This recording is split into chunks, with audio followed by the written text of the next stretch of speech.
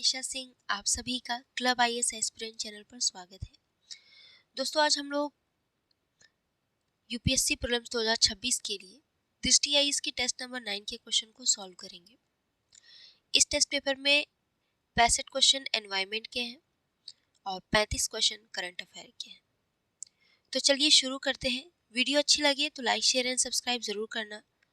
अपने दोस्तों में ज़्यादा से ज़्यादा शेयर करिए और लोगों को जोड़ने का प्रयास करिए। और कहीं भी डाउट हो तो कमेंट बॉक्स में अपना डाउट लिख दीजिएगा, आपके डाउट को क्लियर किया जाएगा। ओके, तो पहला क्वेश्चन है, सतत विकास रिपोर्ट 2025 के संदर्भ में निम्नलिखित कथनों पर विचार कीजिए। तो सतत विकास रिपोर्ट जारी किसके द्वारा किया जाता है, आपको ये भी पता होना चाहिए, पीसीएस में पूछ देता है कभी कभी क्वेश्चन। तो सतत विकास रिपोर्ट जो है संयुक्त राष्ट्र सतत विकास समाधान नेटवर्क द्वारा प्रकाशित किया जाता है। ओके, तो इसके संदर्भ में पहला स्टेटमेंट कह रहा है कि इसके तहत 0 से 1 पैमाने पर सतत विकास लक्ष्यों को प्राप्त करने की दिशा में देशों की प्रगति का मूल्यांकन किया जाता है। तो पहला स्टेटमेंट गलत हो गया। इसके तहत 0 से 1 पैमाने नहीं बल्कि 0 से 100 पैमाने का प्रयोग किया जाता है। यानी कि जब स्कोर दिया जाएगा तो 0 से 100 के बीच जिस हिसाब से जिस देश की प्रदर्शन जो देश जिस हिसाब से प्रदर्शन करेगा उसको उस हिसाब से यहाँ पे स्कोर मिलता है। तो 0 से 100 के बीच उसको स्कोर मिलेगा, 0 से 1 नहीं। तो यहाँ पे पहला स्टेटमेंट गलत हो गया। देशों की प्रगति का मूल्यांकन किया जाएगा और उस आधार पे यहाँ पर उसको स्कोर मिलेगा, उसके स्कोर के अकॉर्डिंग उसको रैंकिंग मिलेगी। तो पहला गलत हो गया। दूसरा कह रहा है कि वैश्विक स्तर पर वर्ष 2030 तक 1/5 से भी कम एसडीजी लक्ष्यों को प्राप्त कर पाने की संभावना है। तो यहाँ पे दूसरा स्टेटमेंट आपका सही कह रहा है कि वैश्विक स्तर पर 2030 तक 1/5 से भी कम एसडीजी लक्ष्यों को प्राप्त कर पाने की संभावना है। तो यहाँ पे दूसरा स्टेटमेंट सही है।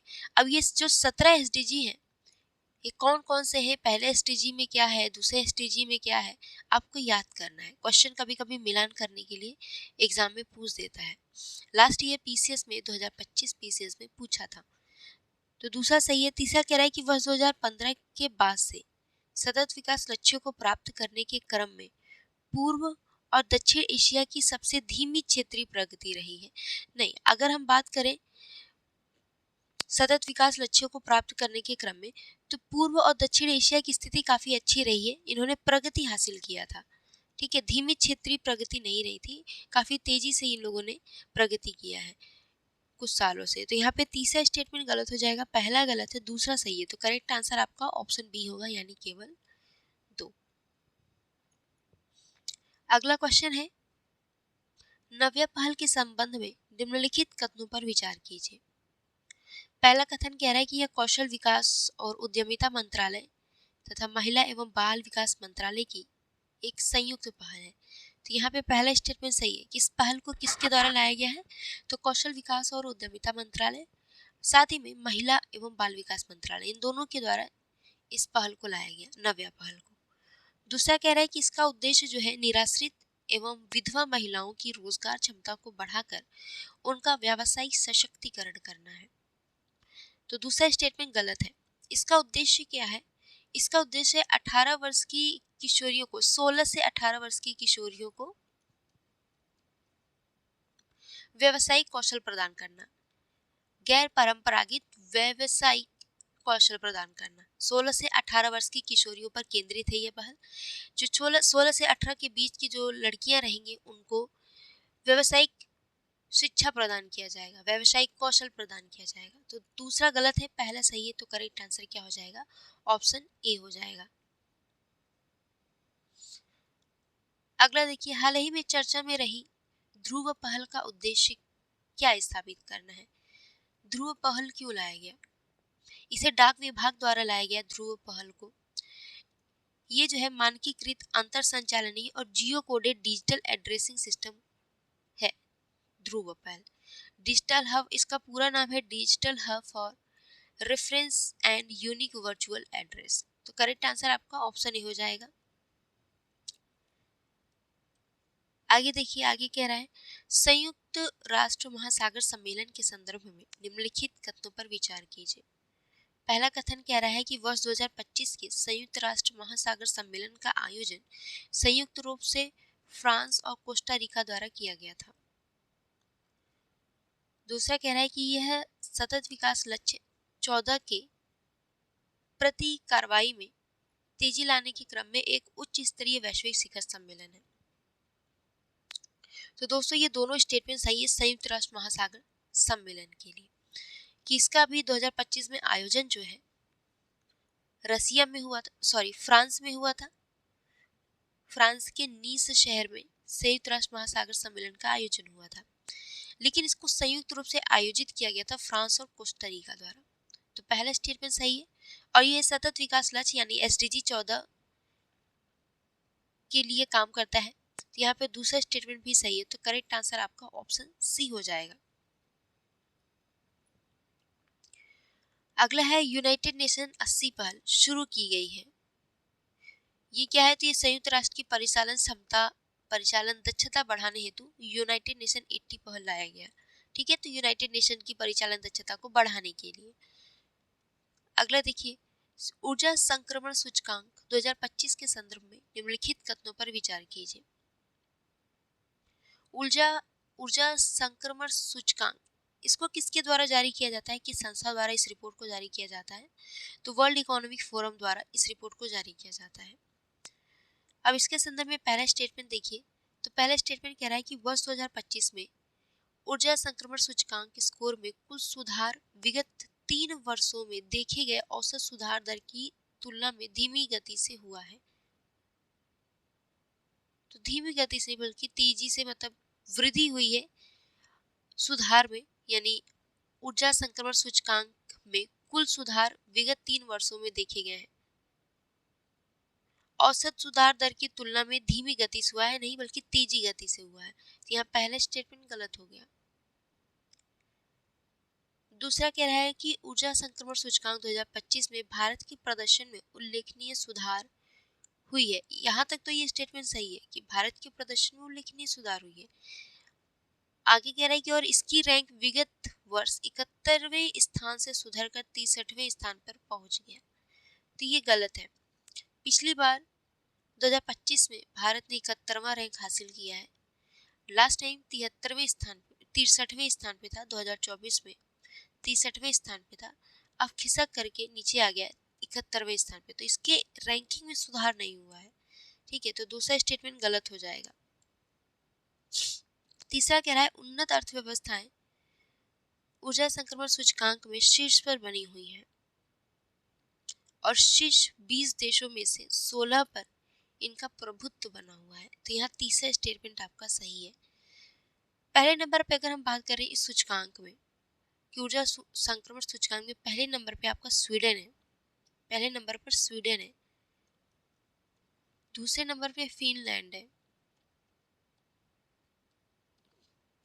तीसरे नंबर पे डेनमार्क और चौथे नंबर पे नॉर्वे है। भारत की स्थिति आपको पता चल गया है कि 2025 में भारत ने 71वां स्थान हासिल किया। तो इस हिसाब से आपका करेक्ट आंसर क्या हो जाएगा? ऑप्शन ए करेक्ट होगा, यानी केवल 3। दोस्तों अगर आप लोग को PDF चाहिए UPSC प्रीलिम्स के लिए, तो PDF का लिंक कमेंट बॉक्स में मेंशन कर दिया गया है। आप लिंक पर क्लिक करके PDF को डाउनलोड कर सकते हैं। आपको अगर संस्कृति IAS का टेस्ट सीरीज चाहिए तो संस्कृति IAS का मिल जाएगा, विजन IAS का चाहिए तो आपको विजन IAS का मिल जाएगा, फोरम IAS का टेस्ट सीरीज चाहिए तो आपको फोरम IAS का मिलेगा, और दृष्टि IAS का चाहिए तो दृष्टि IAS का भी मिल जाएगा। हिंदी और इंग्लिश दोनों माध्यमों में मिलेगा, विथ एक्सप्लेनेशन मिलेगा। ओके, चलिए अगला क्वेश्चन देखिए। एनवी स्टेट्स इंडिया 2025 के संदर्भ में निम्नलिखित कथनों पर विचार कीजिए। एनवी स्टेट इंडिया 2025 रिपोर्ट को जारी किसके द्वारा किया जाता है? तो NSO द्वारा जारी किया जाता है। सांख्यिकी एवं कार्यक्रम कार्यान्वयन मंत्रालय द्वारा इस रिपोर्ट को जारी किया जाता है। ठीक है, पहला स्टेटमेंट देखिए, कह रहा है कि इसके अनुसार वर्ष 2001 से वर्ष 2024 के बीच भारत के औसत वार्षिक तापमान में वृद्धि हुई है। तो यहाँ पहला स्टेटमेंट सही है। एनविस्टेट इंडिया की रिपोर्ट में ये बताया गया है कि 2001 से 2024 के बीच भारत के औसत वार्षिक तापमान में वृद्धि हुई है। ठीक है, 2001 में जहाँ 25 डिग्री सेंटीग्रेड था, अब आकर 25 डिग्री 7.5 डिग्री सेंटीग्रेड हो गया। औसत तापमान, औसत वार्षिक तापमान की बात हो रही है। तो यहाँ पहला स्टेटमेंट सही है। दूसरा कह रहा है कि डेटा के अनुसार वर्ष 2001 से 2024 के बीच भारत में कुल वार्षिक वर्षण में स्पष्ट दीर्घकालिक गिरावट का संकेत मिलता है। तो देखिए, क्योंकि मौसम में हर साल कभी बहुत वर्षा होती है, तो कभी बहुत कम वर्षा होती है, कभी सूखी की स्थिति उत्पन्न हो जाती है, तो वहाँ यहाँ पर जो है वार्षिक वर्षण में स्पष्ट दीर्घकालिक गिरावट का संकेत मिलता है, जैसा कि स्टेटमेंट में कह रहा है। ये गलत है। एनविस्टेट इंडिया द्वारा इस रिपोर्ट को वार्षिक वर्षण को एग्जैक्टली नहीं बताता है कि दीर्घकालिक गिरावट हुआ है या फिर बढ़ोतरी हुई है, क्योंकि वार्षिक जो वर्षा होती है वो कभी ज़्यादा हो जाती है, कभी कम। भारत के कहीं किसी क्षेत्र में ज़्यादा होती है तो भारत के किसी क्षेत्र में बहुत कम होती है। तो इससे संबंधित रिपोर्ट में बहुत खास बातें नहीं कही गई है। ये नहीं बताया गया कि दीर्घकालिक लंबे समय से गिरावट देखने को मिल रहा है या फिर लंबे समय से बढ़ोतरी देखने को मिल रहा है। तो नहीं, ऐसा कुछ नहीं कहा गया है इसके बारे में इस रिपोर्ट में। तो यहाँ दूसरा स्टेटमेंट गलत हो जाएगा। तीसरा कह रहा है कि इसे नीति आयोग द्वारा जारी किया गया है। हमने आपको पहले ही बताया कि इसे सांख्यिकी एवं कार्यक्रम कार्यान्वयन मंत्रालय द्वारा एनविस्टेट इंडिया रिपोर्ट को जारी किया गया है, नीति आयोग द्वारा नहीं किया गया है। तो तीसरा गलत हो गया। अगर आप लोग को पता होता है कि इसको नीति आयोग द्वारा नहीं जारी किया गया है तो आप एलिमिनेट कर देते और आंसर आपका आ जाता। आगे देखिए, Stockholm International Peace Research Institute यानी सीपरी रिपोर्ट 2025 के संदर्भ में निम्नलिखित कथनों पर विचार कीजिए। कौन देश हथियारों का कितना निर्यात कर रहा है, कितना आयात कर रहा है, इसके संदर्भ में सीपरी रिपोर्ट जारी करती है। तो पहला स्टेटमेंट कह रहा है कि वर्ष 2015 से 2024 के बीच वैश्विक स्तर पर सैन्य व्यय में 30% से अधिक की वृद्धि हुई है। तो पहला स्टेटमेंट आपका सही है कि वैश्विक स्तर पर सैन्य व्यय में 30% से अधिक की वृद्धि हुई है। दूसरा, वर्ष 2024 में वैश्विक स्तर पर संघर्ष संबंधी मृत्यु के मामले में यूरोप शीर्ष पर रहा था। तो दूसरा स्टेटमेंट भी सही है। तीसरा कह रहा है कि वर्ष 2020 से 2024 के बीच विश्व स्तर पर भारत बड़े सैन्य आयुधों का दूसरा सबसे बड़ा आयातक है। यानी कि ये स्टेटमेंट ये कह रहा है कि भारत दूसरा विश्व में दूसरा ऐसा देश है जो हथियारों का बहुत बड़ा आयातक है। तो तीसरा स्टेटमेंट सही है। तो आपका करेक्ट आंसर क्या हो जाएगा? ऑप्शन डी, यानी 1, 2 और 3। सीपरी रिपोर्ट, जब आप करंट अफेयर पढ़ना तो सीपरी रिपोर्ट हो गया, एनविस्टेट इंडिया 2025 रिपोर्ट हो गया, सतत विकास रिपोर्ट हो गया, ऊर्जा संक्रमण सूचकांक रिपोर्ट हो गया। ये सभी रिपोर्ट पढ़ लीजिएगा, थोड़ा इंपॉर्टेंट है। ठीक है, आगे देखिए, वैश्विक लैंगिक अंतराल सूचकांक के संदर्भ में निम्नलिखित कथनों पर विचार कीजिए। पहला कथन कह रहा है, इसके तहत 4 प्रमुख आयामों के संदर्भ में लैंगिक असमानताओं को कम करने की दिशा में देशों की प्रगति का आकलन किया जाता है कि कोई देश है लैंगिक समानता को कम करने में कितना ज़्यादा सक्षम है और कितना प्रयास कर रहा है। ठीक है, इसके संदर्भ में रिपोर्ट जारी करता है। तो पहला स्टेटमेंट आपका सही है। दूसरा कह रहा है कि वैश्विक लैंगिक अंतराल सूचकांक 2025 के अनुसार किसी भी अर्थव्यवस्था द्वारा अभी तक पूर्ण लैंगिक समता प्राप्त नहीं की गई है। तो दूसरा स्टेटमेंट भी सही है। अभी कोई भी देश की अगर बात करें तो अभी वो देश, कोई भी देश पूरी तरह से अपने यहाँ लैंगिक समानता को प्राप्त नहीं किया है। अभी भी उस देश में कहीं ना कहीं, हर देश में थोड़ी बहुत लैंगिक समानता, लैंगिक असमानता का प्रभाव देखने को मिलता है, लैंगिक असमानता देखने को मिलती है। तो अभी कितनी भी बड़ी अर्थव्यवस्था की बात कर लें, वहाँ पर अभी भी लैंगिक असमानता विद्यमान है। ठीक है, तो दूसरा स्टेटमेंट सही कह रहा है। तीसरा कह रहा है कि समग्र लैंगिक अंतराल में 75.8% की कमी लाने के साथ वर्ष 2025 की क्षेत्रीय रैंकिंग में यूरोप शीर्ष पर रहा है। तो यूरोप शीर्ष पे नहीं रहा, बल्कि नॉर्थ अमेरिका शीर्ष पे रहा। तो यहाँ पे तीसरा स्टेटमेंट गलत हो गया। समग्र लैंगिक अंतराल में 75.8% की कमी लाने के साथ वह 2025 की क्षेत्रीय रैंकिंग में नॉर्थ अमेरिका शीर्ष पे रहा, यूरोप शीर्ष पे नहीं रहा। तो यहाँ पहला स्टेटमेंट गलत हो गया। इस सूचकांक में 0 से 1 पैमाने का प्रयोग किया जाता है। एक अगर कोई देश अगर 1 नंबर पाता है उसका स्कोर 1 होता है, तो उसको माना जाता है कि लैंगिक समानता 100% पूरा कर लिया है। और 0 रहता है तो यानी कि यहाँ पे लैंगिक समानता बहुत ज़्यादा विद्यमान है। ठीक है, तो पहला दूसरा सही है। करेक्ट आंसर आपका ऑप्शन ए हो जाएगा। पहले नंबर पे आइसलैंड रहा, दूसरे नंबर पे फिनलैंड रहा, तीसरे नंबर पे नॉर्वे रहा। हमेशा आप अक्सर जब भी इस तरह की कोई भी रैंकिंग देखेंगे तो आइसलैंड, फिनलैंड, स्वीडन, नॉर्वे ये सब हमेशा रैंक पे रहते हैं, फिफ्थ टॉप 5 में रहते हैं। तो पहले नंबर पे आइसलैंड रहा, दूसरे नंबर पे फिनलैंड, तीसरे नंबर पे नॉर्वे रहा। भारत की स्थिति की बात करें तो भारत 148 देशों की रैंकिंग जारी की गई थी, जिसमें भारत 131वें नंबर पे रहा। ठीक है, चलिए आगे देखिए। नाटो शिखर सम्मेलन 2025 के संदर्भ में निम्नलिखित कथनों पर विचार कीजिए। पहला कथन कह रहा है कि वर्ष 1949 में गठन के बाद नीदरलैंड के आयोजन वाला यह नाटो का पहला शिखर सम्मेलन था। तो पहला स्टेटमेंट आपका सही है। हाल ही में नाटो शिखर सम्मेलन 2025 का आयोजन जो है नीदरलैंड में आयोजित किया गया था। तो ये पहली दफा था जहां नीदरलैंड में नाटो का शिखर सम्मेलन आयोजित हुआ और नाटो का गठन जो है 1949 में हुआ था। तो पहला स्टेटमेंट आपका सही हो गया। दूसरा है कि इसमें सहयोगी देशों ने एक दशक के अंदर रक्षा व्यय को जीडीपी के 5% तक करने की प्रतिबद्धता व्यक्त की है। तो दूसरा भी स्टेटमेंट सही है। ये अपने जीडीपी के 5% तक की धनराशि का प्रयोग जो है रक्षा व्यय में करेंगे। तो यहाँ पे दूसरा स्टेटमेंट सही है। तो करेक्ट आंसर आपका ऑप्शन सी हो जाएगा, यानी 1 और 2 दोनों। आगे कह रहा है भारत मध्य एशिया संवाद के संदर्भ में निम्नलिखित कथनों पर विचार कीजिए। पहला कथन कह रहा है भारत मध्य एशिया संवाद की चौथी बैठक जो है कजाकिस्तान में आयोजित हुआ। तो कजाकिस्तान में नहीं आयोजित हुआ था। भारत मध्य एशिया संवाद की चौथी बैठक जो है दिल्ली में आयोजित हुआ। ठीक है, कहाँ पे? दिल्ली में। तो पहला स्टेटमेंट गलत हो गया। दूसरा कह रहा है इस संवाद में भाग लेने वाले सभी मध्य एशियाई देश शंघाई सहयोग संगठन के सदस्य हैं। तो देखो, इस संवाद में भाग लेने वाले सभी मध्य एशियाई देश, तो सभी मध्य एशियाई देश नहीं, तुर्कमेनिस्तान को छोड़ दीजिए। तुर्कमेनिस्तान जो है मध्य एशिया संवाद में शामिल नहीं है। तो तुर्कमेनिस्तान जो है इसके अंतर्गत इस संवाद में भाग नहीं लेता है। तो यहाँ पे तुर्कमेनिस्तान नहीं होगा, तो ये स्टेटमेंट गलत हो जाएगा। दूसरा, कजाकिस्तान, किर्गिस्तान, ताजिकिस्तान, तुर्कमेनिस्तान और उज्बेकिस्तान मध्य एशिया समाज के अंतर्गत भाग लेते हैं। लेकिन क्वेश्चन ये कह रहा है कि इस समाज में भाग लेने वाले सभी मध्य एशियाई देश जो है संघाई सहयोग संगठन के सदस्य हैं। तो संघाई सहयोग संगठन के सदस्य नहीं है, तुर्कमेनिस्तान नहीं है।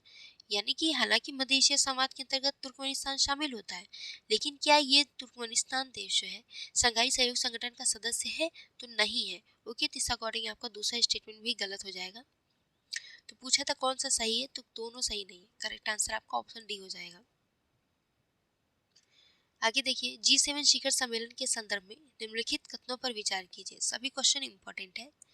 आप लोग वीडियो देखने के बाद मेरा मानना यह है कि आप अपना करंट अफेयर रिवाइज कर लेना, और नहीं रिवाइज की हो तो जितने भी क्वेश्चन पूछे, 35 करंट अफेयर से क्वेश्चन पूछे जाएगा, तो 35 टॉपिक को आप लिखिए और उस पर अपना एक शॉर्ट नोट्स तैयार कर लीजिए। ऐसे क्या होगा कि जैसे जैसे आप एक एक टेस्ट पेपर लगाते जाएंगे, हर टेस्ट पेपर में 25 या 35 क्वेश्चन करंट अफेयर्स के हैं। इससे आपका करंट अफेयर तैयार हो जाएगा। ठीक है, आपको पता चल जाएगा कि कौन सा क्वेश्चन इंपॉर्टेंट है, इस साल कितना न्यूज़ में रहा था। क्योंकि देखो, अगर दृष्टि ने इस सभी क्वेश्चन को सिलेक्ट किया है तो पूरे साल कहीं ना कहीं ये न्यूज़ में रहा है और इम्पॉर्टेंट रहा है। इस वजह से इन लोगों ने इस सारे क्वेश्चंस को कवर किया है। तो आप लोग भी इसको अच्छे से पढ़ लीजिएगा, इसका नोट्स बना लीजिएगा, ताकि एग्जाम में आप आसानी से रिवाइज कर सकें।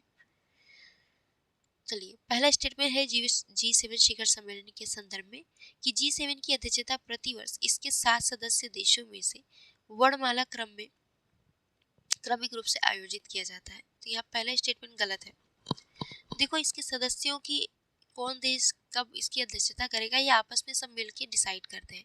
ये वर्णमाला क्रम के आधार पर डिसाइड नहीं होता है कि जिस वर्णमाला के मतलब मान लो अल्फाबेट्स के अकॉर्डिंग कि ए से किसी देश का नाम है तो उसकी बारी हो गई, फिर ए के बाद जो भी वर्णमाला आएगा, मान लो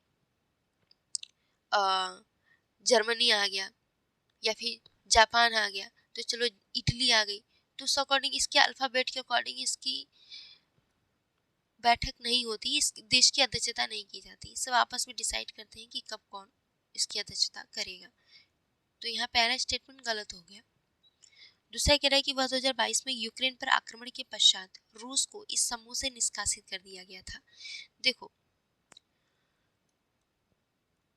इसका गठन जो है G7 का गठन 1975 ईस्वी में हुआ था। ठीक है, G7 का गठन कब हुआ था? 1975 ईस्वी में। जब G7 का गठन हुआ था तो G7 के रूप में नहीं हुआ था, बल्कि G6 के रूप में हुआ था। इसमें कनाडा शामिल नहीं था, फ्रांस था, जर्मनी था, जापान था, इटली था, यूनाइटेड किंगडम था, यूएसए था। इन 6 देशों द्वारा G6 का गठन किया गया था। बाद में 1976 में कनाडा इसमें शामिल हो जाता है, तो ये G7 बन जाता है। ठीक है, कनाडा शामिल हो गया तो ये G7 बन गया। फिर उसके बाद 1997-98 के करीब में रसिया इसमें शामिल हो जाता है, तो ये G8 बन गया था। लेकिन रसिया ने जब क्रीमिया पर कब्जा कर लिया, तो रसिया को इस ग्रुप से बाहर कर दिया गया। फिर से G8 से G7 हो गया था। ठीक है, तो यहाँ पे दूसरा स्टेटमेंट जो कह रहा है कि यूक्रेन पर आक्रमण करने के पश्चात, नहीं, यूक्रेन पे नहीं बल्कि क्रीमिया पर आक्रमण करने के पश्चात, क्रीमिया पर कब्जा करने के पश्चात रसिया को इस समूह से बाहर कर दिया गया था। तो दोनों स्टेटमेंट गलत हो गया। करेक्ट आंसर आपका ऑप्शन डी हो जाएगा, ना तो एक और ना ही दो।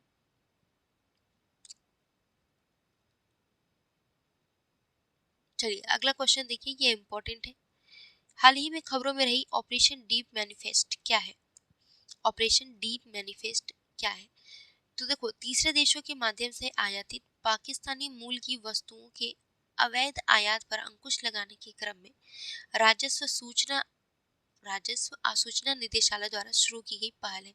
देखो, ऑपरेशन डीप मैनिफेस्ट किसके द्वारा इस पहल को लाया गया? तो इस पहल को लाया गया राजस्व आसूचना निदेशालय द्वारा। इसे क्या होता था कि पाकिस्तान क्या करता था, पाकिस्तान अपनी वस्तुओं को अवैध तरीके से भारत में भेजता था किसी तीसरे देश के माध्यम से।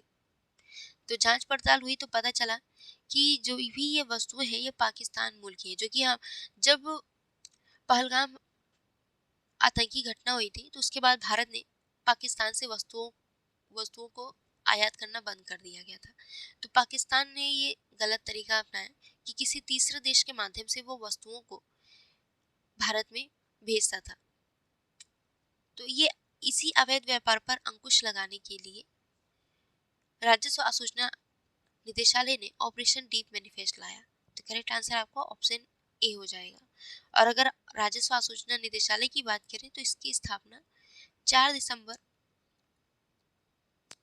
1957 को हुई थी, इसको ध्यान रखिएगा। आगे देखिए, हाल ही में खबरों में रही ग्लोबल ड्रॉट आउटलुक को किसके द्वारा जारी किया गया? तो देखो, ग्लोबल ड्रॉट आउटलुक जो है, इस रिपोर्ट को जारी किया जाता है आर्थिक सहयोग एवं विकास संगठन द्वारा। चलिए आगे देखिए अगला क्वेश्चन, विश्व निवेश रिपोर्ट 2025 के संदर्भ में निम्नलिखित कथनों पर विचार कीजिए। विश्व निवेश 2025 रिपोर्ट, अच्छा, विश्व निवेश रिपोर्ट जारी किसके द्वारा किया जाता है? तो अंकटाड द्वारा इस रिपोर्ट को जारी किया जाता है हर साल। ठीक है, तो पहला स्टेटमेंट देखिए क्या कह रहा है, वैश्विक प्रत्यक्ष निवेश यानी एफडीआई में वर्ष 2024 में 10% की वृद्धि हुई।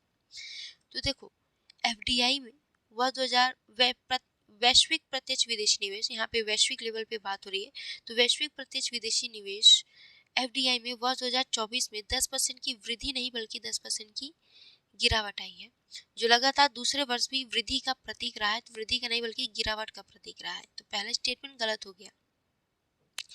दूसरा कह रहा है कि विकसित अर्थव्यवस्थाओं के संदर्भ में एफडीआई में 22% की गिरावट देखी गई है, जबकि इनमें से यूरोप में सबसे तीव्र गिरावट दर्ज की गई है। तो दूसरा स्टेटमेंट सही है कि एफडीआई, अगर हम विकसित अर्थव्यवस्थाओं की बात करें तो वहां पर एफडीआई में 22% की गिरावट हुई है। और अगर इसी में हम यूरोप की बात करें तो यूरोप में सबसे ज्यादा एफडीआई की गिरावट देखने को मिली है, ये रिपोर्ट ऐसा बताता है। तो दूसरा स्टेटमेंट सही है। तीसरा कह रहा है कि अंतर प्रवाह में वृद्धि के बावजूद अल्प विकसित देशों की वैश्विक प्रत्यक्ष विदेशी निवेश प्राप्ति में अत्यंत सीमित हिस्सेदारी बनी हुई है। तो तीसरा भी स्टेटमेंट सही है। तो करेक्ट आंसर क्या हो जाएगा? दूसरा और तीसरा। जब आप यूपीएससी का क्वेश्चन लगाएंगे ना, तो आपको यूपीएससी का क्वेश्चन बहुत इजी लगेगा इस टेस्ट पेपर के क्वेश्चन के कंपैरिजन में। जो इंस्टीट्यूट वाले होते हैं वो टेस्ट पेपर को थोड़ा सा हाई लेवल पे ले जाते हैं, थोड़ा क्वेश्चन को मॉडरेट से हाई किए रहते हैं। तो ऐसा आप लोग क्वेश्चन सॉल्व करते समय अगर आपको क्वेश्चन का आंसर नहीं आ रहा है या गलत कर दे रहे हैं तो घबराने की ज़रूरत नहीं है। टेस्ट पेपर का उद्देश्य सिर्फ आपको प्रैक्टिस करना होना चाहिए। आप अपना जो पढ़े हो उसको बार बार रिवाइज करो। अगर आपको डीमोटिवेशन लग रहा, डीमोटिवेट फील कर रहे हो, तो आप पीवाईक्यू लगा लो। पीवाईक्यू जब आप लगाओगे तो आप मोटिवेटेड फील करोगे, क्योंकि पीवाईक्यू के क्वेश्चन इसके कंपैरिजन में बहुत इजी हैं। आसानी से आप क्वेश्चन को समझ सकते हैं और सॉल्व भी कर सकते हैं, आंसर भी कर सकते हैं। तो इतने बड़े बड़े क्वेश्चन को देखकर घबराइए मत। ये सिर्फ आपके प्रैक्टिस के उद्देश्य है। जब आप एग्जाम देने जाएंगे तो वहाँ पे आपको इसके कंपैरिजन में बहुत इजी क्वेश्चन देखने को मिलेंगे, तो डरिए मत। ठीक है, आपकी इस स्थिति को हम समझ सकते हैं, तो डरना नहीं है। आसानी से बस आपको पढ़ते जाना है, देखना है कि इस साल करंट अफेयर्स के हैं तो इस साल कौन कौन से टॉपिक रहे हैं जो इम्पोर्टेंट है। तो अब टेस्ट पेपर के माध्यम से आपको पता चल जाएगा, और रिवीजन भी टेस्ट पेपर के माध्यम से होता रहता है। तो मॉक टेस्ट ज़्यादा से ज़्यादा लगाओ और साथ में पीवाईक्यू देख लो। जब भी डीमोटिवेटेड फील करो ना तो पीवाईक्यू लगा लिया करो।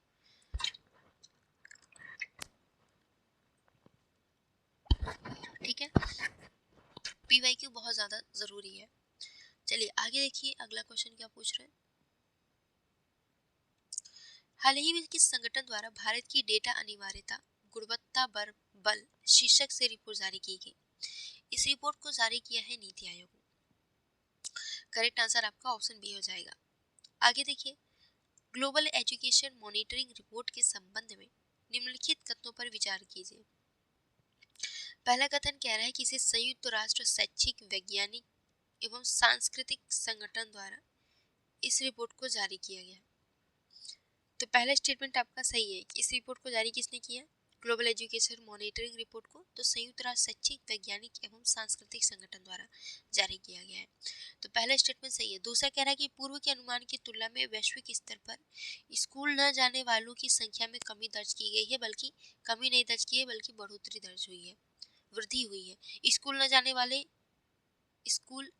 जाने वालों की संख्या में वृद्धि हुई है, कमी नहीं आई है। तो दूसरा स्टेटमेंट गलत हो गया, पहला सही है। तो करेक्ट आंसर ऑप्शन ए हो जाएगा। अगला है, नक्शा कार्यक्रम के संदर्भ में निम्नलिखित कथनों पर विचार कीजिए। पहला कथन कह रहा है कि इसका कार्यान्वयन जो है आवासन एवं शहरी कार्य मंत्रालय के अंतर्गत, एक मिनट, आवासन और शहरी कार्य मंत्रालय के अंतर्गत भूमि संसाधन विभाग द्वारा किया जा रहा है। तो देखो, नक्शा कार्यक्रम को ग्रामीण विकास मंत्रालय, आवासन और शहरी कार्य मंत्रालय नहीं बल्कि ग्रामीण विकास मंत्रालय के अंतर्गत भूमि संसाधन विभाग द्वारा जारी किया गया। तो भूमि संसाधन द्वारा विभाग जारी किया गया, लेकिन ये जो भूमि संसाधन विभाग है ये ग्रामीण विकास मंत्रालय के अंतर्गत आता है। तो यहाँ पहले स्टेटमेंट गलत हो गया। दूसरा कह रहा है कि यह एक प्रौद्योगिकी आधारित पहल है जिसका उद्देश्य भू स्थानिक उपकरणों एवं डिजिटल प्लेटफॉर्मों के उपयोग के माध्यम से नगरीय भूमि अभिलेखों का आधुनिकीकरण किया जाएगा। यानी कि जितने भी लोगों की संपत्ति है, घर है, मकान है, उसका एक डिजिटल एड्रेस तैयार किया जाएगा। ठीक है, तो दूसरा स्टेटमेंट सही है, पहला गलत है। तो करेक्ट आंसर आपका ऑप्शन बी हो जाएगा। ऑपरेशन दिया है, उसका विवरण दिया है। तो operation true promise, general Mohammad Reza Zahedi की हत्या के प्रतिशोध में ईरान द्वारा इजराइल पर हमला किया गया। तो ईरान द्वारा इजराइल पर हमला किया गया था ऑपरेशन टू प्रॉमिस के अंतर्गत। तो यहाँ पे पहला स्टेटमेंट सही है। दूसरा कह रहा है ऑपरेशन मिडनाइट हैमर, ईरान में 3 सैन्य ठिकानों पर अमेरिका द्वारा हमला। तो अमेरिका द्वारा ईरान के 3 सैन्य ठिकानों पर ऑपरेशन मिडनाइट हैमर के तहत हमला किया गया था। तो दूसरा स्टेटमेंट भी सही है। आगे देखिए, आगे क्या पूछ रहा है। हाँ, ऑपरेशन स्पाइडर, ऑपरेशन स्पाइडर की बात करें तो रूसी क्षेत्र के आंतरिक हिस्सों में स्थित कई एयरबेस पर यूक्रेन का हमला। तो यूक्रेन का हमला रसिया पर किया गया था। तो ये ऑपरेशन स्पाइडर वेव के तहत किया गया था। तो यहाँ पे तीनों ही कथन सही सुमेलित है, तो करेक्ट आंसर आपका ऑप्शन सी हो जाएगा। आगे देखिए, फ्लू गैस डीसल्फराइजेशन इकाइयों के संदर्भ में निम्नलिखित कथनों पर विचार कीजिए। फ्लू गैस डीसल्फराइजेशन, तो ये फ्लू गैस क्या होता है, जैसे कि बहुत सारी फैक्ट्रियां होती हैं, तो उस फैक्ट्रियों की चिमनियों से, मान लो ये चिमनी है, तो इस चिमनी से बहुत सारी प्रदूषक गैस निकलती हैं, साथ में धूल भी निकलती है। तो ये जो गैसेस निकलती है, इसी को फ्लू गैस कहते हैं। इसमें कार्बन डाइऑक्साइड होता है, सल्फर डाइऑक्साइड होता है, नाइट्रोजन ऑक्साइड होता है, बहुत सारे छोटे छोटे पार्टिकल्स होते हैं। ठीक है, तो जो फ्लू गैस फ्लू गैस तो आपने समझ लिया कि भाई फैक्ट्रियों से निकलने वाली जो गैसेस होती हैं, धुएं होते हैं, वो फ्लू गैस कहलाते हैं। उसमें बहुत सारे प्रदूषक होते हैं, बहुत सारे धूल कण होते हैं, तो इसको फ्लू गैस कहते हैं। अब फ्लू गैस डीसल्फराइजेशन से आप समझ सकते हैं कि सल्फर डाइऑक्साइड को इससे अलग किया जाएगा फ्लू गैस से। तो जो भी गैसेस निकलती हैं फैक्ट्रियों से, तो उन गैसों से सल्फर डाइऑक्साइड को निकालने की जो प्रक्रिया होगी, उसे डीसल्फराइजेशन, फ्लू गैस डीसल्फराइजेशन कहा जाएगा। अच्छा, ऐसे तो क्यों निकाला क्यों जा रहा है? आप लोग को पता होगा कि जो सल्फर डाइऑक्साइड गैस है, एक अम्लीय गैस है। ये जब हमारे एनवायरनमेंट में जाता है, तो इसकी वजह से अम्लीय वर्षा होती है। अम्लीय वर्षा, अब अम्लीय वर्षा बहुत ही घातक होती है, आपको समझ में आता है, इतना तो पता ही होगा। तो जो सल्फर डाइऑक्साइड है, हमारे एनवायरनमेंट में जाके बादलों में जाती है, ऊपर बादल बादल बनते हैं, तो उसकी जब वर्षा होती है, तो वर्षा के साथ ये जो SO2 है, वर्षा के साथ ये नीचे जमीन पर आती है, तो अम्लीय वर्षा, इसी को अम्लीय वर्षा कहते हैं। तो ये हमारे एनवायरनमेंट के लिए बहुत ही हानिकारक है। इसी वजह से डीसल्फराइजेशन का कॉन्सेप्ट आ गया कि भाई जो भी चिमनी होंगे, गैसेस निकलेंगे, वहाँ से उस गैसों को जहाँ से निकल रही है, वहाँ से ही सल्फर डाइऑक्साइड को अलग कर लो। तो पहला स्टेटमेंट कह रहा है, फ्लू गैस डीसल्फराइजेशन इकाइयाँ विशेष रूप से फ्लू गैसों से सल्फर डाइऑक्साइड उत्सर्जन को कम करने के लिए डिजाइन की गई है। तो पहला स्टेटमेंट सही है। दूसरा कह रहा है कि सल्फर डाइऑक्साइड एक क्षारीय गैस है, जैसे कि हमने बताया कि सल्फर डाइऑक्साइड एक क्षारीय नहीं बल्कि एक अम्लीय गैस है।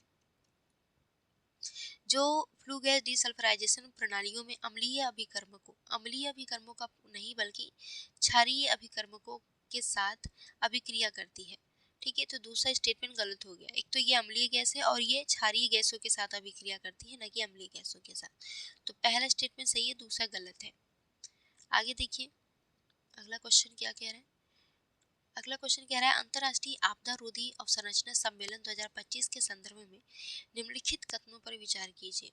पहला कथन है, अंतर्राष्ट्रीय आपदा रोधी अवसंरचना सम्मेलन के संदर्भ में, कि इसका आयोजन जो है फ्रांस के नीस शहर में आयोजित हुआ, जो यूरोप में इस सम्मेलन के आयोजन का पहला अवसर था। तो आपका पहला स्टेटमेंट सही है।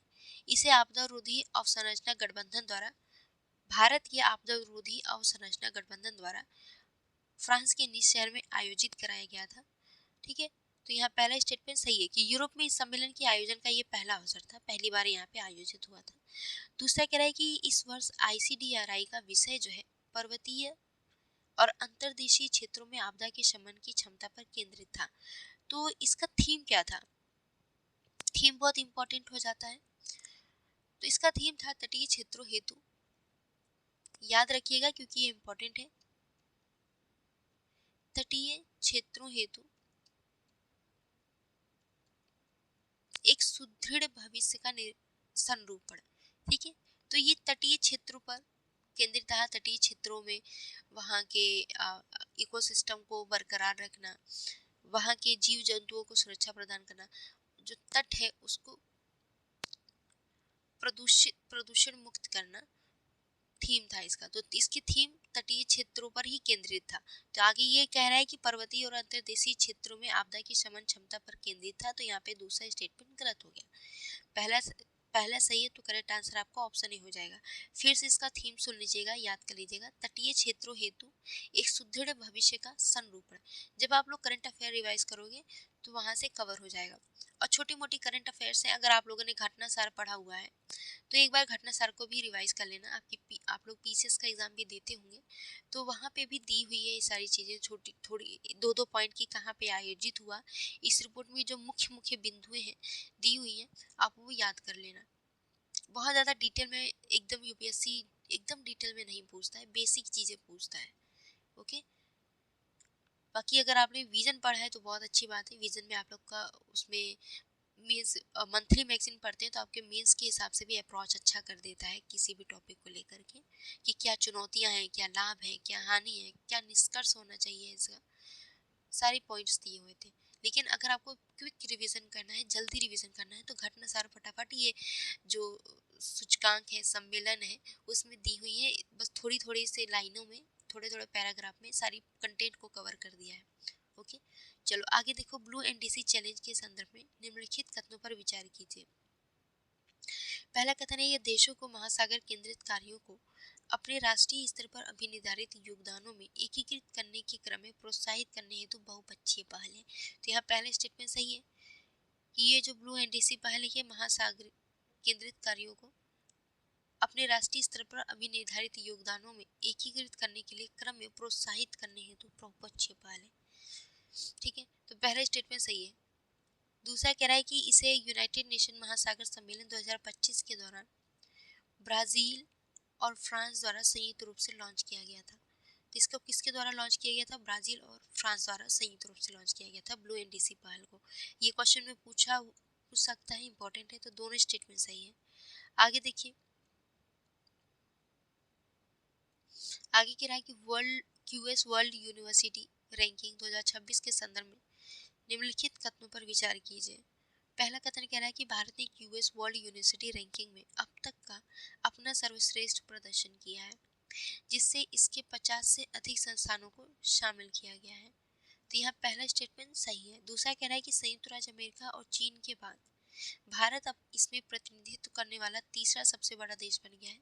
तो तीसरा सबसे बड़ा देश नहीं बल्कि चौथा सबसे बड़ा देश बना है इसमें प्रतिनिधित्व करने वाला।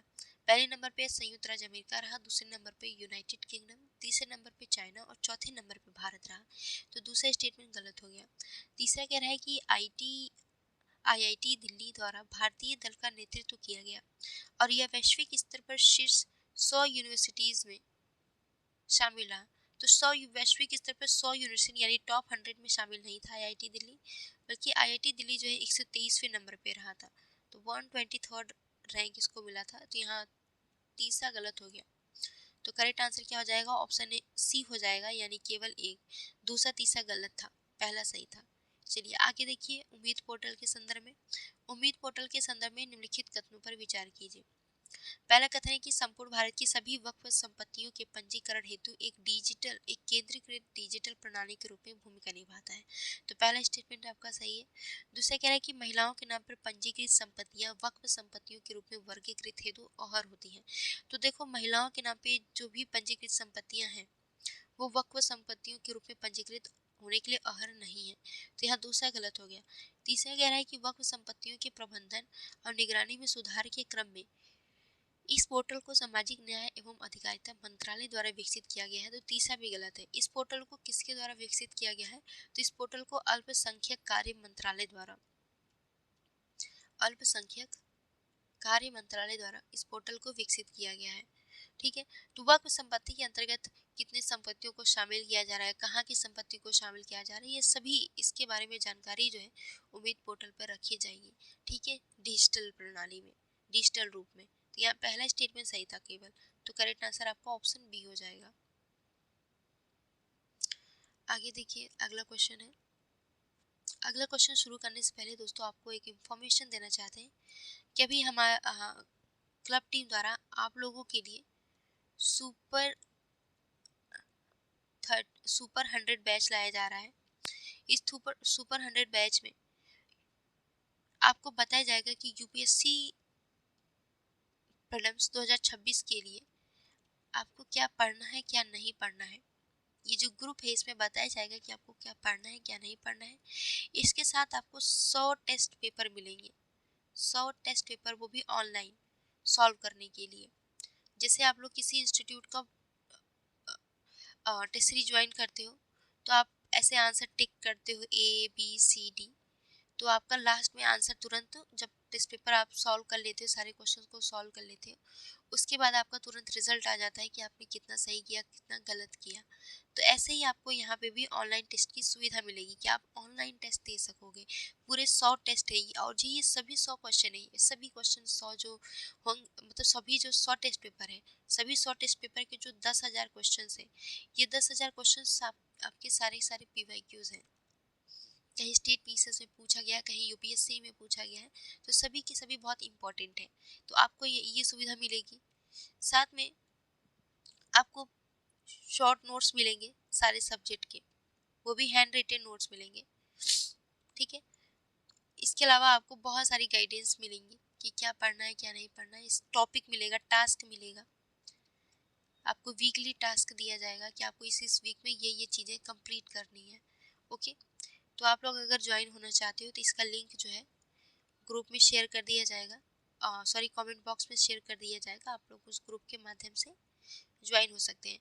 हमारे कमेंट बॉक्स में टेलीग्राम ग्रुप का लिंक दिया हुआ है, टेलीग्राम ग्रुप में भी ज्वाइन हो करके आप वहाँ पे मैसेज कर दीजिएगा कि मुझे इस ग्रुप में ज्वाइन होना है, तो आरजी सर आपको ज्वाइन कर लेंगे। और जब भी आप लोग मैसेज किया करें तो थोड़ा वेट कर लिया करिएगा, क्योंकि ऐसा होता है कि थोड़ा सा टाइम लग जाता है, आरजी सर कहीं बिजी रहते हैं। तो आप लोग के जो कुछ पर्सनल मैसेज होते हैं सब आरजी सर ही देखते हैं और कुछ मैं देखती हूँ। बाकी जो इधर उधर के छोटे मोटे काम होते हैं वो हमारी टीम देखती है, लेकिन जो मेन काम होता है आपसे हमारा डायरेक्ट इंटरेक्शन हो सके, इसके लिए हम लोग खुद से पूरा प्रयास करते हैं, ठीक है। तो चलिए हम लोग शुरू करते हैं हम क्वेश्चन को। तो अगला क्वेश्चन है, सागरमाला फाइनेंस कॉर्पोरेशन लिमिटेड के संदर्भ में निम्नलिखित कथनों पर विचार कीजिए। तो ये सागरमाला फाइनेंस कॉर्पोरेशन लिमिटेड के संदर्भ में पहला स्टेटमेंट कह रहा है कि भारत की पहली maritime sector specific non banking financial company है। तो ये जो सागरमाला फाइनेंस कॉर्पोरेशन है ना, ये एक तरह का एनबीएफसी है। एनबीएफसी है, बस इसका उद्देश्य क्या है कि ये जो एनबीएफसी है ये सिर्फ शिपिंग इंडस्ट्री में ही ऋण देगा। यानी कि किसी व्यक्ति, कोई कंपनी है बहुत बड़ी कंपनी, उसको वित्तीय सहाय मतलब उसको बहुत बड़े धनराशि की ज़रूरत है, उसको लोन की ज़रूरत है ताकि वो किसी शिप को बना सके या पोर्ट बना सके, या उस पोर्ट में कहीं कोई काम करना है तो उसके लिए उसको पैसे की ज़रूरत है। तो स्पेशली एक एनबीएफसी लाया गया है, सागरमाला फाइनेंस कॉर्पोरेशन लिमिटेड। ये क्या करेगा एनबीएफसी, सिर्फ इसी सेक्टर को, यानी शिपिंग सेक्टर में पोर्ट बनाने के लिए ही केवल ऋण देगा, किसी अन्य संस्था को ऋण नहीं देगा। तो स्पेशली इसी पर फोकस्ड रहेगा। तो इस ध्यान रखिएगा, क्या नाम है, सागरमाला फाइनेंस कॉर्पोरेशन लिमिटेड। ये एक तरह का एनबीएफसी है, जिसे आप लोग देखोगे कि ग्रामीण क्षेत्रों में ऋण प्रदान करने के लिए स्मॉल फाइनेंस बैंक के कॉन्सेप्ट लाया गया। छोटे पेमेंट्स बैंक का सेल्फ हेल्प ग्रुप्स कॉन्सेप्ट के तहत जो स्मॉल फाइनेंस इंस्टीट्यूट्स होते हैं उनको लाए गए कि ताकि जो ग्रामीण लोग हैं उनको ऋण मिल सके, छोटे मोटे ऋण मिल सके, जिससे वो अपना कारोबार चला सके, कारोबार के माध्यम से अपनी आजीविका सुनिश्चित कर सके। इसी तरीके से एक भाई शिपिंग इंडस्ट्री में ऋण लेने के लिए स्पेशली एक एनबीएफसी बनाया गया जिसका नाम सागरमाला फाइनेंस कॉर्पोरेशन लिमिटेड है। ये क्या करेगा, सिर्फ इसी सेक्टर पर फोकस करेगा और इसी सेक्टर के विकास के लिए ऋण प्रदान करेगा। तो यहाँ पहला स्टेटमेंट आपका सही है। दूसरा कह रहा है कि यह पत्तन पोत परिवहन और जलमार्ग मंत्रालय के अंतर्गत कार्यरत एक मिनी रत्न केंद्रीय सार्वजनिक क्षेत्र उपक्रम है। तो दूसरा स्टेटमेंट भी आपका सही है। तीसरा कह रहा है कि ये भारतीय रिजर्व बैंक के नियामक प्राधिकार क्षेत्र से बाहर है। तो देखो, ये भारतीय रिजर्व बैंक के नियामक प्राधिकार क्षेत्र से बाहर नहीं है, बल्कि इसके अंडर में आता है, आरबीआई के अंडर में इसको रेगुलेट किया जाएगा आरबीआई द्वारा। तो तीसरा गलत हो गया, पहला सही है। तो करेक्ट आंसर आपका 1 और 2 हो जाएगा। अब यहाँ से एनवायरमेंट का क्वेश्चन शुरू होता है। तो अलग अलग बायोम दिए हैं। अच्छा, दृष्टि, अगर आपको एनवायरमेंट पढ़ना है तो एनवायरमेंट के लिए या तो आप दृष्टि की बुक पढ़ लो, दृष्टि की बुक अच्छी है, या तो आप परीक्षा वाणी की बुक पढ़ लो, परीक्षा वाणी की भी काफ़ी अच्छी बुक है। तो दोनों में खासियत ये है कि हर एक टॉपिक को कंप्लीट करने के बाद लास्ट में कुछ पीवाईक्यूज दिए हुए हैं। और परीक्षा वाणी में इससे अच्छी बात यह है कि परीक्षा वाणी में क्या है कि स्टेट पीसेस में स्टेट पीसीएस, चाहे फिर आप राजस्थान पीसीएस ले लो, मध्य प्रदेश पीसीएस ले लो, UP PCS, Bihar PCS, Jharkhand, Chhattisgarh, सभी पीसीएस में उस टॉपिक से कौन कौन से क्वेश्चन पूछे गए सारे क्वेश्चंस आपको दिए गए हैं। और इसके अलावा यूपीएससी में जो क्वेश्चन पूछा गया है वो भी दिया गया है। तो परीक्षा वाणी में आपको क्वेश्चन ज़्यादा मिलेंगे। दोनों ही बुक बहुत बेहतर है, दोनों में से कोई एक चूज कर लेना, आप पढ़ लेना, ठीक है। तो चलिए क्वेश्चन पे आते हैं। तो पहला दिया है टैगा। टैगा के संदर्भ दिया है कि यूरेशिया एवं उत्तरी अमेरिका के उच्च अक्षांशों में टैगा प्रकार के बायोम देखने को मिलता है। दूसरा है वनस्पति जात और प्राणी जात। यहाँ पे किस तरह के वनस्पति पाए जाते हैं, तो शंकुधारी वृक्ष पाए जाते हैं, रेंडियर तथा फर युक्त जीव देखने को मिलेंगे। तो यहाँ पहला स्टेटमेंट सही है, पहला स्टेटमेंट सही है। यहाँ पे जो है लगभग 25 से 100 सेंटीमीटर वर्षा होती है। इसे बोरियल वन बायोम भी कहा जाता है। ये ज़्यादातर उच्च अक्षांशों में जैसे 60 डिग्री से ऊपर के अक्षांशों में देखने को मिलेगा टैगा प्रकार का बायोम, यूरेशिया एवं उत्तर अमेरिका के उच्च अक्षांशों में। तो पहला स्टेटमेंट आपका सही है। यहाँ पे शंकुधारी वृक्ष रहते हैं, रेंडियर तथा फर युक्त जीव पाए जाते हैं। भाई इतनी ठंड है तो जीवों में ऑब्वियसली फर रहेंगे ताकि वो खुद को ठंड से बचा सके। यहाँ पे यहाँ के पानी यहाँ पर जो जीव पाए जाते हैं, इनके जीव में फैट जो होती है बहुत ज़्यादा होती है ताकि ये बाहर की जो ठंड से होते हैं उससे खुद को सुरक्षा प्रदान कर सके। तो पहला स्टेटमेंट सही है। दूसरा कह रहा है कि शीतोष्ण घास भूमि, इसके संदर्भ में कह रहा है कि उत्तरी गोलार्ध के मध्य अक्षांशीय आंतरिक क्षेत्रों में शीतोष्ण घास भूमि प्रकार के बायोम पाए जाते हैं। तो ये स्टेटमेंट सही है। आगे कह रहा है कि यहाँ लंबी घासें, बाइसन एवं एंटीलोप देखने को मिलता है। तो दूसरा स्टेटमेंट भी सही है। तीसरा कह रहा है कि टुंड्रा के संदर्भ में, तो उत्तरी गोलार्ध के उच्च अक्षांशों में टुंड्रा प्रकार की जलवायु पाई जाती है, जैसे अलास्का हो गया, उत्तरी कनाडा हो गया और तटीय ग्रीनलैंड, रसिया हो गया। यहाँ पे आप टुंड्रा प्रकार के बायोम देखने को मिलेगा आप लोगों को। तो यहाँ तो ये सही कह रहा है कि उत्तरी गोलार्ध के उच्च अक्षांशों में, लेकिन आगे कह रहा है कि मॉस और लाइकेन तो पाए जाते हैं। चलो ठीक है, इतना भी स्टेटमेंट सही है। लेकिन आगे जो कह रहा है कि सरीसृप और उभयचर, तो यहाँ पे सरीसृप और उभयचर अनुपस्थित होता है। यहाँ सरीसृप या टुंड्रा वायु में आप सरीसृप और उभयचर जैसे जंतुओं को नहीं देखेंगे, नहीं देख पाएंगे क्योंकि यहाँ अनुपस्थित होता है। तो तीसरा जो है आपका गलत हो गया। पहला और दूसरा सही सुमेलित है। पूछा है कितने सही हैं, तो केवल 2 सही हैं। तो करेक्ट आंसर आपका ऑप्शन बी हो जाएगा। आगे देखिए, आगे कह रहा है निम्नलिखित कथनों पर विचार कीजिए। पहला कथन कह रहा है किसी पाइथन की सकल प्राथमिक उत्पादकता, ये इंपॉर्टेंट है क्वेश्चन, बहुत इंपॉर्टेंट है। सकल प्राथमिक उत्पादकता प्रकाश संश्लेषण के दौरान कार्बनिक पदार्थ के उत्पादन की दर को दर्शाती है। सिंपल सी बात यह है कि सकल प्राथमिक उत्पादकता क्या है। जैसे पापा आपके पैसे कमा रहे हैं, तो कुल कितना पैसा कमा रहे हैं वो उनका सकल प्राथमिक उत्पादकता हो गया। ओके, इसी तरीके से जो पेड़ पौधे होते हैं, जो ये पेड़ पौधे होते हैं, इन्हें हम लोग प्राथमिक उत्पादकता कहते हैं। उसके बाद हम सब जो है उपभोक्ता है, ठीक है। तो पेड़ पौधे जो है ये क्या होते हैं, प्राथमिक उत्पादकता होते हैं। ये हमें भोजन प्रदान करते हैं, ठीक है, शाकाहारियों को भोजन प्रदान करते हैं। तो ये जो प्राथमिक उत्पादकता है, पेड़ पौधे सूर्य से ऊर्जा लेते हैं व प्रकाश संश्लेषण के माध्यम से भोजन बनाते हैं। तो ये जो सूर्य से जो भी ऊर्जा लिए भोजन बनाए, इसको क्या कहेंगे, सकल प्राथमिक उत्पादकता, ठीक है। तो जो भी भोजन या फिर ऊर्जा प्राप्त किए पेड़ पौधों से, डायरेक्ट जो अपना भोजन बनाए, ऊर्जा प्राप्त की, इसको सकल प्राथमिक उत्पादकता कहेंगे। जैसे आपने पापा ने पैसे कमाया, मंथली उनकी जो सैलरी आई वो उनकी सकल प्राथमिक उत्पादकता कहलाएगी, ठीक है। तो अब स्टेटमेंट में पढ़ो ध्यान से। तो किसी पाइथन की सकल प्राथमिक उत्पादकता प्रकाश संश्लेषण के दौरान कार्बनिक पदार्थ के उत्पादन की दर को दर्शाती है। यानी कि वो जो पेड़ पौधा है, श्वसन के माध्यम से वो श्वसन करता है, श्वसन के माध्यम से जितना कार्बन डाइऑक्साइड ग्रहण किया, एनर्जी ग्रहण किया, वो आपका सकल प्राथमिक उत्पादकता कहलाएगा।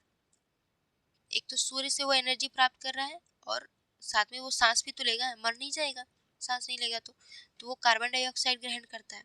तो जितनी वो कार्बन को एक्सेप्ट ग्रहण करता है वो आपका सकल प्राथमिक उत्पादकता कहलाएगा।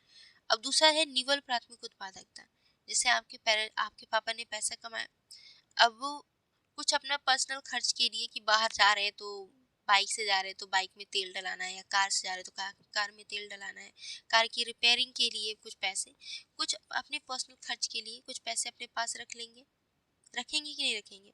तो जो पैसे अपने पास कुछ रख ले रहे हैं उसको छोड़ दें, तो बाकी जो शेष पैसा बचा, जो शेष पैसा बचा, मान लो 10,000 सॉरी मान लो 50,000 कमा रहे हैं, तो 5,000 अपने पास रख लिया और शेष जो है 45,000 आपकी मम्मी के हाथ में दे दिया, आप लोगों के खर्च के लिए, घर को चलाने के लिए, जो राशन पानी आता है, तो उसके लिए मम्मी आपके पापा ने शेष 45,000 रुपया दे दिया। तो ये जो शेष पैसा पैसा बचा हुआ है, इसी को निवल प्राथमिक उत्पादकता कहेंगे।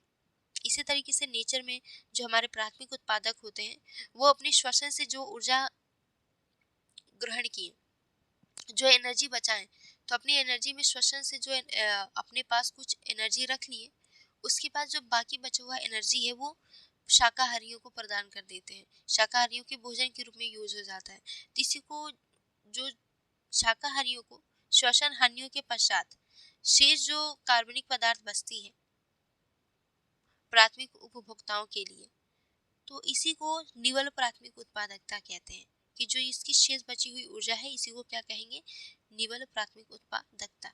तो जैसे आपके पापा ने 50,000 रुपये कमाया, तो 5,000 रुपये अपने पर्सनल खर्च के लिए रख दिया, और जो बचा उसी को निवल प्राथमिक उत्पादकता कह दिया। ठीक है, इसी तरीके से हमारा एनवायरमेंट है, श्वसन हानियों के पश्चात जो भी ऊर्जा बची उसे निवल प्राथमिक उत्पादकता कहेंगे। हालांकि जब श्वसन ग्रहण किया, जब एनर्जी प्राप्त किया, तो उसे सक्र प्राथमिक उत्पादकता।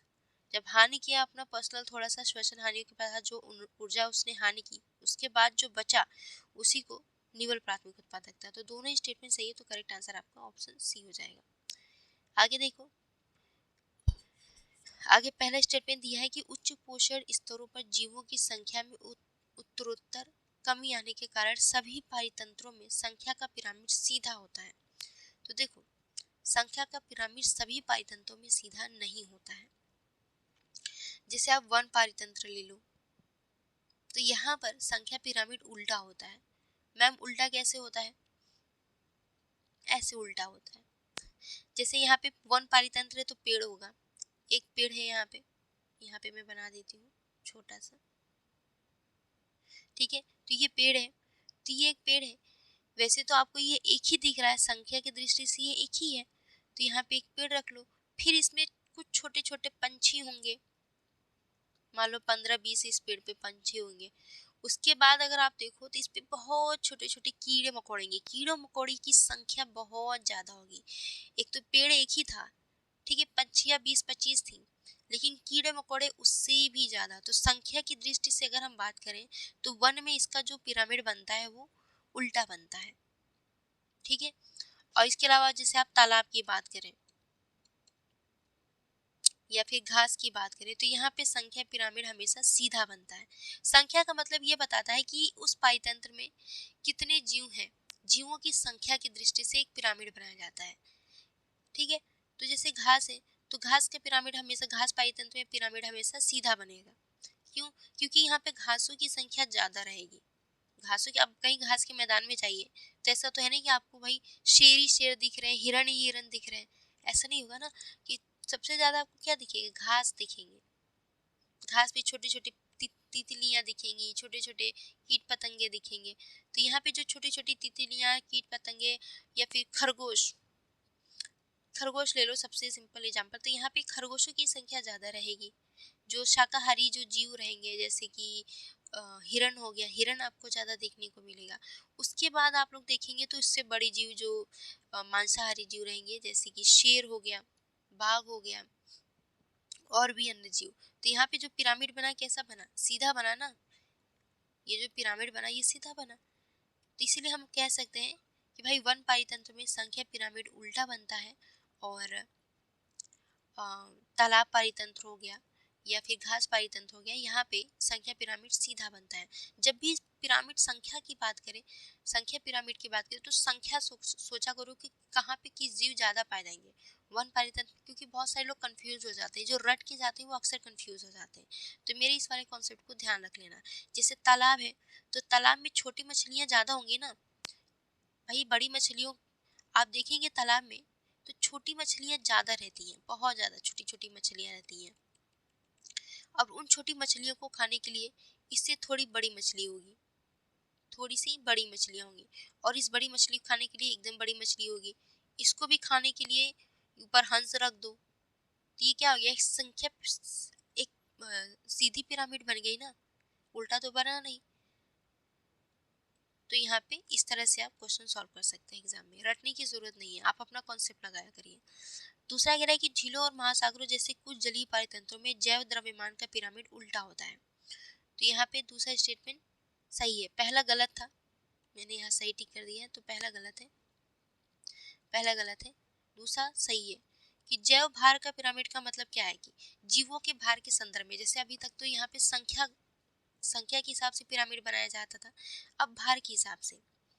जैसे जल पारितंत्र ले लो, कोई महासागर ले लो, तो यहाँ पे आप देखो भार के हिसाब से कि किस जीव का भार ज्यादा होगा।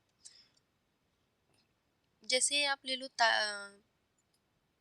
जल पारितंत्र ले लो, तो आप लोग देखोगे समुद्र में बहुत छोटी छोटी मछलियां होती हैं, या फिर तालाब ही ले लो, तो यहाँ पे बहुत सारी छोटी छोटी छोटी मछलियां होंगी, लेकिन इनका भार जो है क्या होता है, मान लो इनका भार 1 किलो है, कुल मिला के इनका भार 1 किलो होगा, लेकिन इससे जो इसको खाने वाली जो इससे थोड़ी बड़ी मछलियां होंगी, इनका भार जो है इस छोटी मछलियों की अपेक्षा थोड़ा ज्यादा ही होगा। ये एकदम छोटी छोटी मछलियां हैं, तो इन छोटी मछलियों को इससे थोड़ी बड़ी मछलियां खा करके अपना पेट भरेंगी, तो इनका भार जो है 5-6 किलो का होगा। फिर इससे बड़ी भी मछलियां कुछ होंगी जो इनको खाएंगी, तो एकदम बड़ी मछलियों का भार जो होगा वो मान लो 10 kg होगा। उसके बाद आप हंस ले लो या कोई और जीव ले लो, तो उसका भार मान लो 15-20 किलो होगा। तो यानी कि इसके भार के हिसाब से, कुल भार के हिसाब से, जो जीवित जीव हैं उन जीवित जीवों के कुल भार के हिसाब से एक पिरामिड बनाया जाता है। तो इसका पिरामिड जो है हमेशा सीधा नहीं बनेगा यार, उल्टा बनेगा, ठीक है। यहाँ पे कम है ना, तो कम कम के हिसाब से पिरामिड कैसे बनेगा, संकीर्ण बनेगा ना, तो उल्टा हो गया यहाँ पे। ये देखो इसका पिरामिड कैसे बनेगा, ऐसे बनेगा, क्योंकि भार बढ़ रहा है ना, तो जब बढ़ेगा तो ऊपर की तरफ का ये जो पोर्शन है वो बढ़ना चाहिए, नीचे कम है तो इसका संकीर्ण होना चाहिए, इस तरह से। तो 1 kg है तो छोटा होना चाहिए यहाँ का स्पेस ना, धीरे धीरे बढ़ेगा तो ऊपर जैसे जैसे वेट बढ़ेगा, क्योंकि यहाँ पे वेट के हिसाब से लिया जा रहा है, तो वेट जैसे जैसे बढ़ेगा तो इसका ये वाला जो पोर्शन है ऊपर वाला वो बड़ा होते चौड़ा होते जाएगा। ये इसका जो शीर्ष होगा, ये नुकीला आधार जो होगा नुकीला होगा, और शीर्ष जो है इसका चौड़ा होगा, ठीक है। इसका शीर्ष नुकीला होगा, शीर्ष जो है चौड़ा होगा, और आधार जो है नुकीला होगा। जितना ज्यादा संकीर्ण होगा उतना ज्यादा इसका आधार नुकीला होगा, और जितना ज्यादा ऊपर जाने पे वेट बढ़ेगा या संख्या बढ़ेगी तो इसका आधार भी चौड़ा होते जाएगा। तो यहाँ पे 1 kg वेट था, संकीर्ण है, कम है, तो इसका आधार कम कर दो, धीरे धीरे इसका आधार चौड़ा करते जाओ, तो ये उल्टा पिरामिड जैसे इसकी आकृति बन जाएगी। ओके, तो इसी को कहते हैं जैव द्रव्यमान का पिरामिड। तो जैव द्रव्यमान का उल्टा पिरामिड कहाँ बनेगा, झीलों में, महासागरों में। तो करेक्ट आंसर आपका क्या हो जाएगा, केवल 2, यानी ऑप्शन बी राइट आंसर हो जाएगा। अगला क्वेश्चन देखो, प्रक्रिया दिया है, विवरण दिया हुआ है, नाइट्रोजन स्थिरीकरण, नाइट्रीकरण, एसिमिलेशन और डीनाइट्रिफिकेशन, ठीक है। तो नाइट्रोजन स्थिरीकरण में क्या होता है कि गैसीय नाइट्रोजन का अमोनिया में रूपांतरण होता है, तो पहला आपका सही सुमेलित नहीं है। दूसरा है नाइट्रीकरण, नाइट्रीकरण में अमोनिया का नाइट्रेट या नाइट्रेट में रूपांतरण होता है, तो दूसरा सही सुमेलित है। तीसरा है एसिमिलेशन, इसमें स्थिर नाइट्रोजन का प्रोटीन जैसे कार्बनिक अणुओं में रूपांतरण होता है, तो तीसरा आपका सही है। डीनाइट्रिफिकेशन में क्या होता है कि नाइट्रेट का गैसीय नाइट्रोजन में रूपांतरण होता है, तो यहाँ पे चौथा सही सुमेलित नहीं है।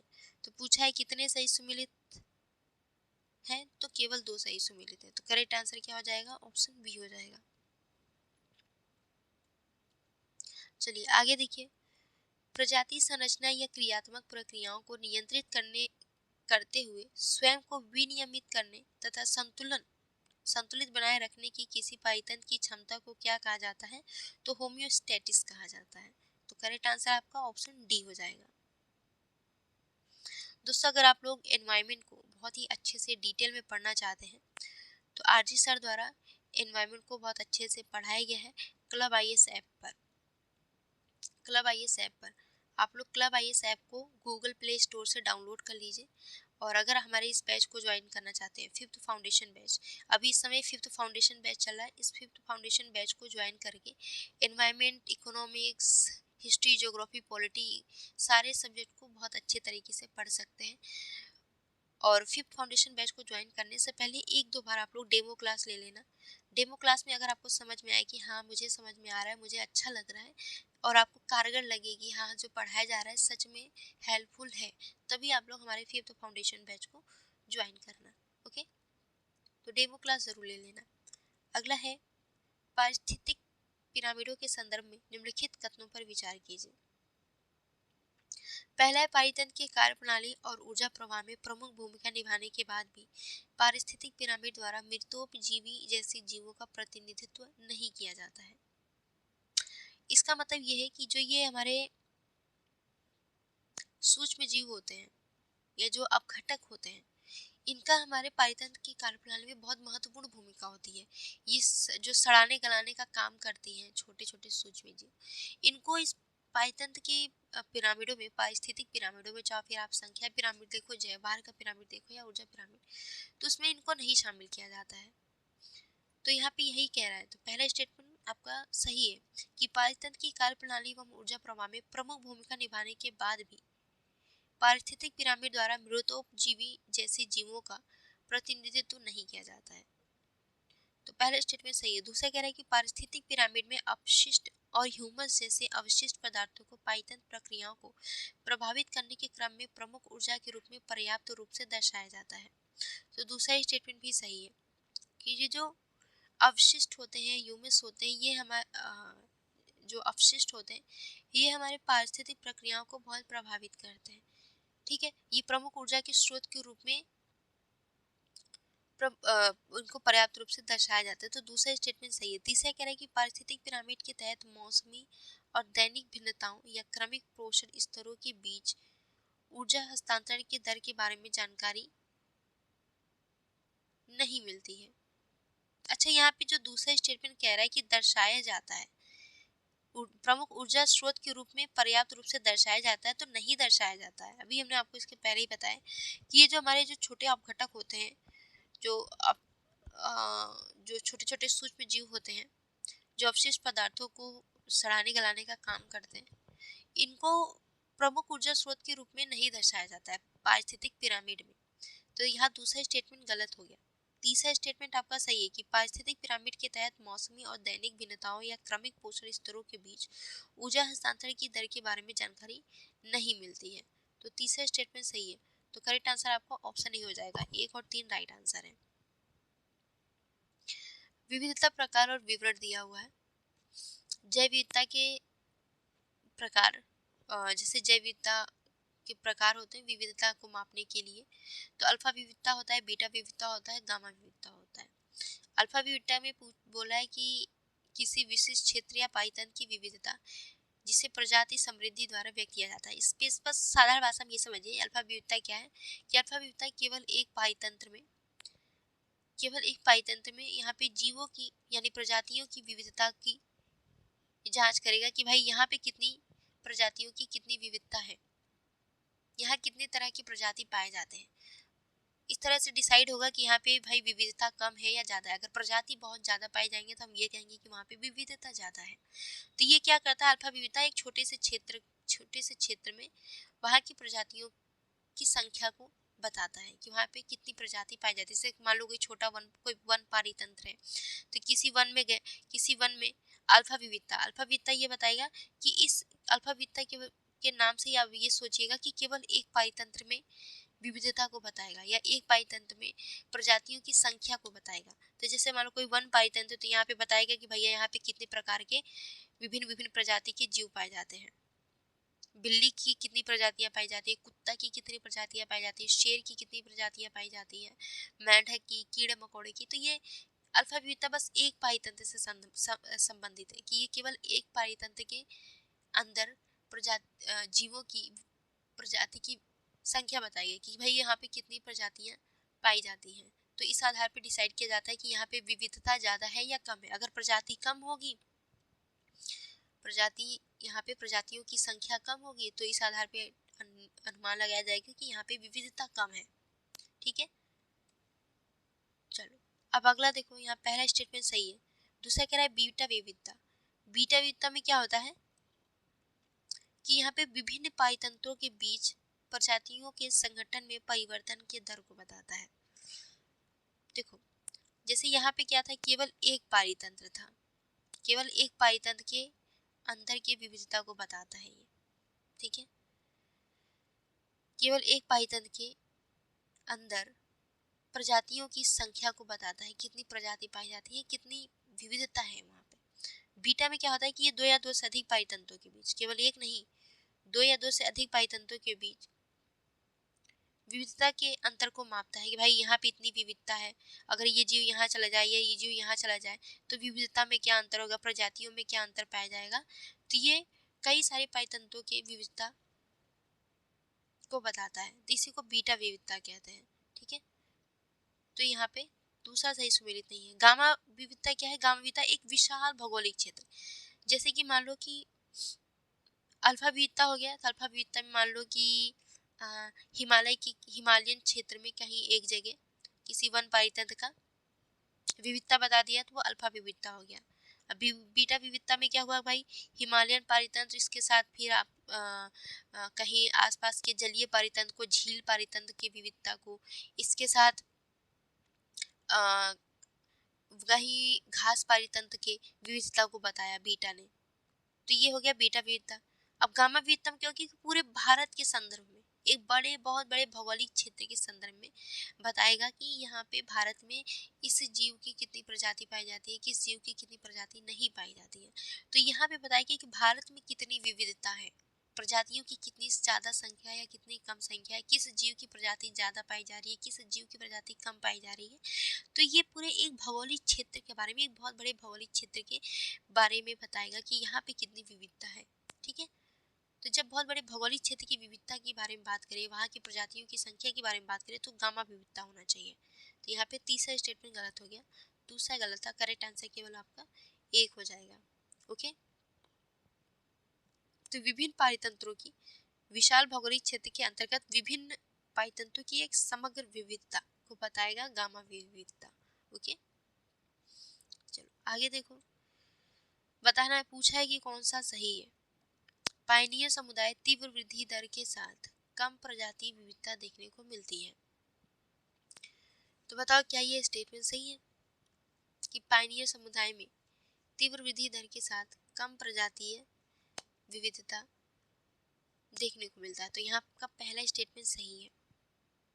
दूसरा कह रहा है कि क्लाइमेक्स समुदाय में धीमी वृद्धि की दर के साथ जटिल खाद्य श्रृंखला देखने को मिलता है। तो दोनों ही स्टेटमेंट सही है, तो करेक्ट आंसर आपका ऑप्शन सी हो जाएगा। बहुत बेसिक क्वेश्चन था। आगे पूछा है साहचर्य और विवरण और उदाहरण। देखो ये हमेशा अक्सर यूपीएससी का फेवरेट रहा है, ऐसा क्वेश्चन पूछता है।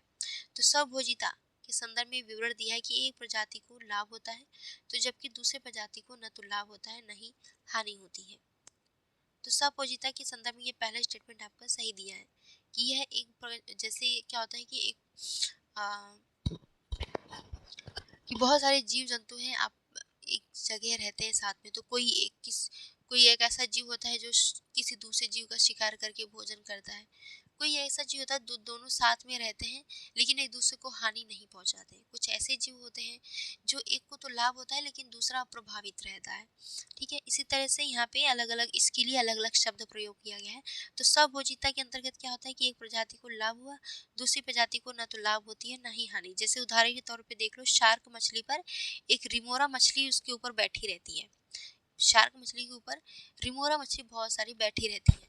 जहाँ जहाँ शार्क मछली घूमता टहलता है वो भी उनके ऊपर बैठ बैठ के समुद्र में सफर का आनंद लेती है और फ्री फंड का उनको भोजन भी मिलता है। जैसे शार्क मछली शिकार करता है तो शिकार करने के दौरान जो भी खाता पीता है तो कुछ मांस के टुकड़े ऊपर पानी में चारों तरफ फैल जाते हैं, तो वो ऊपर बैठे रहते हैं, तो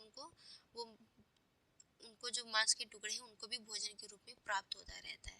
तो क्या हुआ भाई, शार्क पर तो कोई प्रभाव पड़ नहीं रहा है, शार्क को ना तो लाभ हो रहा है ना हानि हो रही है, लेकिन जो रिमोरा मछली है इसको तो लाभ हो रहा है। भाई शार्क के ऊपर बैठा हुआ है, उसको मस्त मजे से खाना पीना सब मिल रहा है, समुद्र में घूम रहा है, अपना हाथ पैर इस्तेमाल करने की उसको जरूरत नहीं पड़ रहा है, ठीक है ना, तो अपने भोजन के लिए उसको संघर्ष करना पड़ रहा है। तो रिमोरा मछली जो है लाभ की स्थिति में, शार्क मछली इसको कोई प्रभाव नहीं पड़ रहा है, इसको कोई लॉस नहीं हो रहा है, ठीक है। जैसे मान लो कोई इंसान शादी में जाता है, लड़कों में अक्सर ऐसा होता है कि कोई एक लड़का है शादी में जा रहा है, तो उसका दोस्त बोलता है भाई मुझे भी ले चलना, तू तो जा ही रहा है, तेरे को तो न्योता करना ही है, तो मेरे को भी ले चल। हाँ मेरा तो फायदा हो जाएगा, मैं खा लूंगा, मुझे फालतू में रूम पे खाना बनाना पड़ेगा, मेहनत करना पड़ेगा, अच्छा अच्छा खाना मिल जाएगा। तो भाई जो जा रहा था उसको तो वहाँ पे न्योता करना ही है, उसकी रिश्तेदारी है तो उसको जाना ही पड़ेगा। लेकिन जो उसका दोस्त जाता है तो उसको तो प्रॉफिट होता है, और जो जा रहा था उसको ना तो लॉस होता है ना प्रॉफिट होता है, ठीक है। तो यहाँ पे इस तरह से सहभोजिता को समझ ले कि साथ भोजन करने जा रहा है, भाई मुझे भी साथ ले चल भोजन करने। तो इससे आप कॉन्सेप्ट ध्यान रखना कि एक तो जा रहा था भोजन करने, साथ में मैं भी चला गया, तो मैं गया मेरा प्रॉफिट हो गया, उसका तो जाना ही था, उसका तो निश्चित ही था, मैं नहीं जाता तो भी हो जाता। तो ऐसे याद कर लेना। परजीविता, परजीविता में एक प्रजाति को लाभ होता है तो दूसरी प्रजाति को हानि होती है।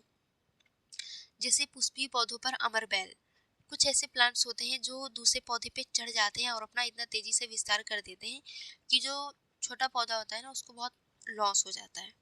तो एक प्रजाति को लाभ होता है, जो ये अमरबेल का पौधा है इसको प्रॉफिट हो रहा है, ये चढ़ रहा है, अपना ग्रोथ कर रहा है। लेकिन जो दूसरा पौधा होता है उसको ग्रोथ करने के लिए उस अकॉर्डिंग एनवायरमेंट नहीं मिल पाता है, उसको जगह नहीं मिल पाती है, उसको पोषण नहीं मिल पाता है, ठीक है। तो यहाँ पे भी दूसरा स्टेटमेंट सही है। असहभोजिता, अभी तक आपने स्वभोजिता पढ़ा जिसमें एक को लाभ हो रहा था दूसरे को कोई प्रभाव नहीं पड़ रहा था। असहभोजिता में क्या होता है कि एक प्रजाति को हानि होती है और दूसरी प्रजाति अप्रभावित रहती है। जैसे पेनिसिलियन द्वारा बैक्टीरिया की वृद्धि में अवरोध उत्पन्न करना, ठीक है। तो ये तीसरा स्टेटमेंट भी सही है असहभोजिता के संदर्भ में। तो तीनों स्टेटमेंट सही है, तो करेक्ट आंसर क्या हो जाएगा, ऑप्शन सी हो जाएगा। ओके,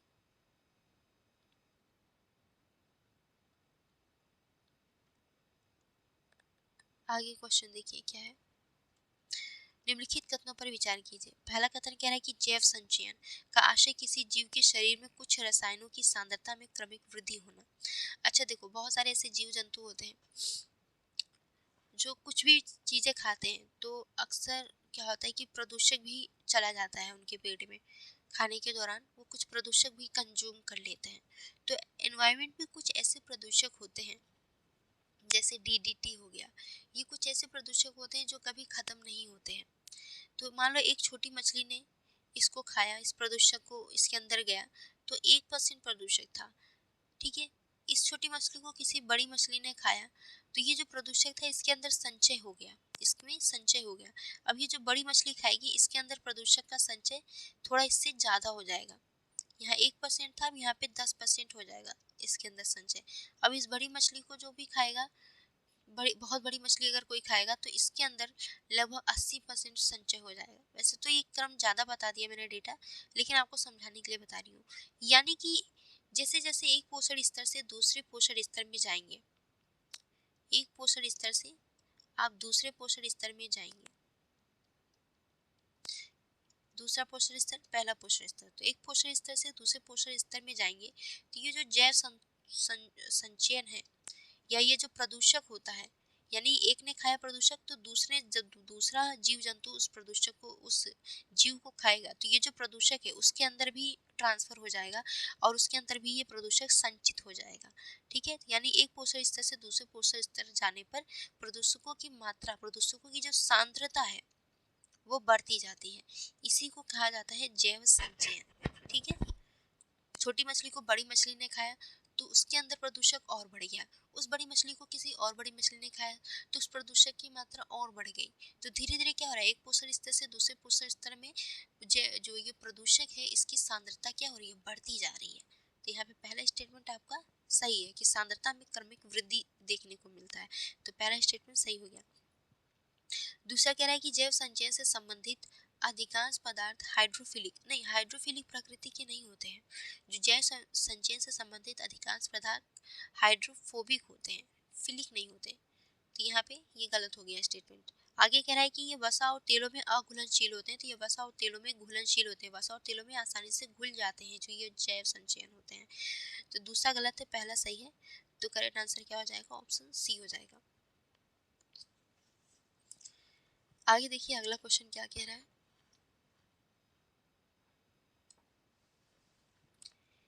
इस अब यहाँ पे भी अभी थोड़ा करंट अफेयर का क्वेश्चन आ गया है।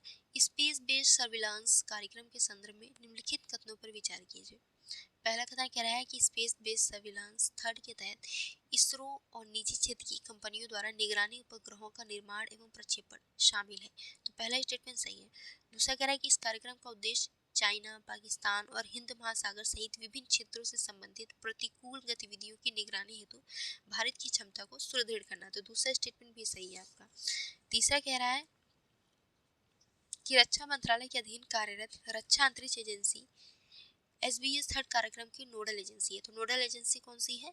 तो कार्यरत रक्षा अंतरिक्ष एजेंसी, रक्षा अंतरिक्ष एजेंसी है जो रक्षा मंत्रालय के अधीन कार्यरत है। तो तीसरा स्टेटमेंट भी सही है। तो तीनों स्टेटमेंट सही है, तो करेक्ट आंसर क्या हो जाएगा आपका? ऑप्शन डी हो जाएगा। आगे देखिए, आगे क्वेश्चन पूछा है कि माइक्रो क्रिस्टलाइन सेलुलोज का सर्वोत्तम वर्णन किस प्रकार किया जाता है। माइक्रो क्रिस्टलाइन सेल्यूलोज का सर्वोत्तम वर्णन जो है किस प्रकार किया जाता है। तो आप दूसरा स्टेटमेंट देखो, फार्मास्यूटिकल बाइंडर और प्लंकिंग एजेंट के रूप में इसका प्रयोग किया जाता है। तो करेक्ट आंसर आपका ऑप्शन बी हो जाएगा। अगला है रिक्लेम फ्रेमवर्क के संदर्भ में निम्नलिखित कथनों पर विचार कीजिए। पहला कथन है कि रिक्लेम फ्रेमवर्क को खदानों के बंद होने और बंद होने के बाद की अवस्था के दौरान सामुदायिक समन्वय तथा विकास के मार्गदर्शन हेतु डिजाइन किया गया है। तो पहला स्टेटमेंट आप यहाँ सही है। खदानों के बंद होने और बंद होने के बाद की अवस्था में सामुदायिक समन्वय तथा विकास के मार्गदर्शन हेतु डिजाइन किया गया एक फ्रेमवर्क है रिक्लेम फ्रेमवर्क। दूसरा कह रहा है कि इसे खनन परिचालन में तकनीकी नवाचार बढ़ावा देने के क्रम में एक शैक्षणिक संस्थान के साथ साझेदारी में कोयला मंत्रालय द्वारा विकसित किया गया है।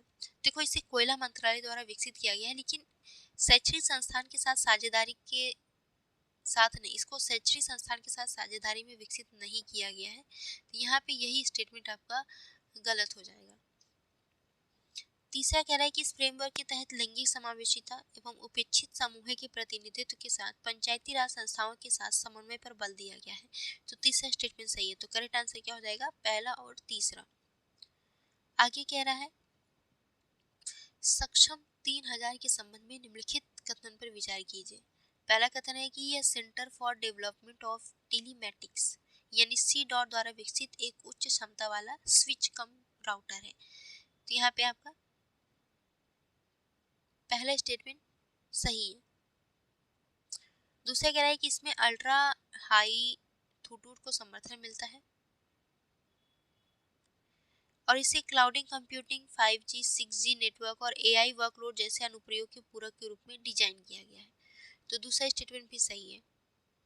तीसरा कह रहा है कि लेयर 2 स्विचिंग तक सीमित होने के साथ यह प्लेटफॉर्म IP या MPLS प्रोटोकॉल का समर्थन नहीं करता है, तो करता है, समर्थन करता है। तो यहाँ तीसरा स्टेटमेंट गलत हो गया, केवल दो स्टेटमेंट सही है। तो करेक्ट आंसर आपका ऑप्शन बी हो जाएगा।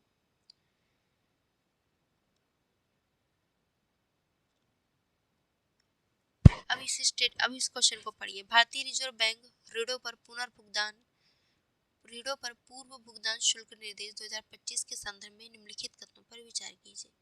पहला कथन कह रहा है कि बैंकों और अन्य विनियमित ऋणदाताओं को गैर व्यावसायिक उद्देश्य हेतु व्यक्तियों द्वारा किए गए अस्थिर दर वाले ऋण पर पूर्व भुगतान शुल्क लगाने से प्रतिबंधित किया गया है।